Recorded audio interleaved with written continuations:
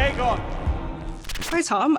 Very happy to speak with you. One of my favorite shows, so I'm excited to chat about it. So I think Aegon from season 1 to season 2 has had quite a massive shift.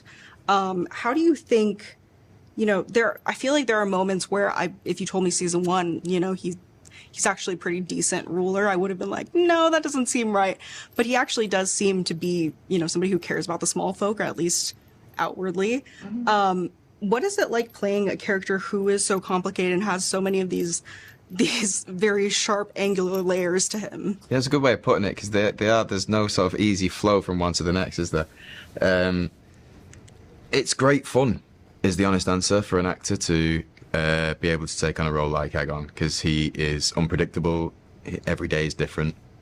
I learn a lot about him at the time of playing him rather than all the pre-production stuff. You do as much as you can then, but then you get up in the space with the wig and the costume and the set, and everything is different. Everything changes.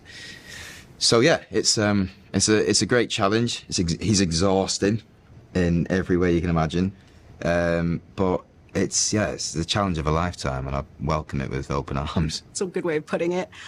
So I think with Aegon, it's kind of interesting to see how his mother and his grandfather kind of seem to openly be ready to puppet him as like a king.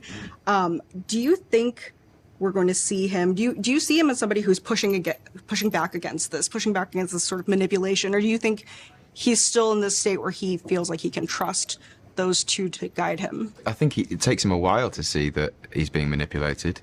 I think it's very evident in the scene with the petition in episode 1 that Otto is taking the reins a little too much, and you've got to be more tactful than that. You can't rub Aegon up the wrong way like that, because that's not going to bode well for going forward. Look, he doesn't want to be seen as somebody who can be walked all over, because that's what he has been his entire life. And this is different now. He's in a position of power. People need to respect him. What he wants is to be loved and feared at the same time. They don't go hand in hand. So it's a navigation there of working out how to get a hybrid of the two, if that's even possible.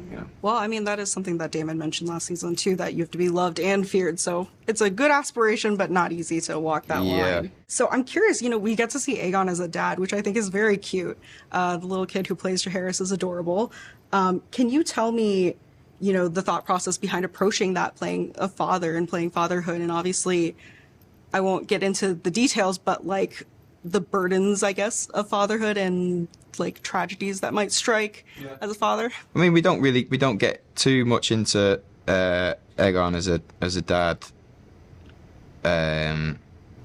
What we do see of him, I liked the idea that he wasn't an absent father, but wasn't as present as he could have been. He did the fun bits, and he did the bits he wanted to do. He wasn't getting up in the night with them. He wasn't doing any of that stuff. That was all Helena's job, or the maids, or whatever. But he might, if he was feeling a little bit kind of excitable, he'd want to play with them, or he'd want to show them off to people, his kids.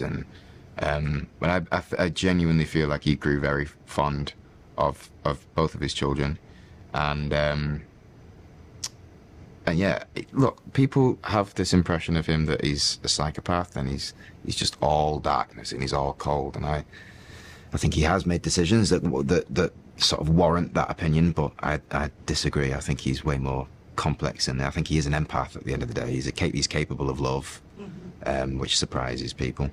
But yeah, I think people need to give him a chance. I mean, I agree. I 100% agree with you on that. I think there's a lot of layers to this character that you have to kind of dig a little bit deeper before you get to them. Yeah. So I know you can't get into specifics, but what was the most challenging scene for you to play this season?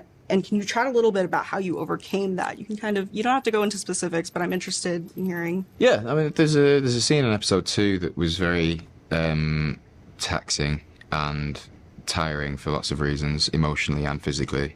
They're the ones that you do the job for, though. They're the ones that you turn up to work and want to be an actor for. The ones that really make you work and sort of strive for something.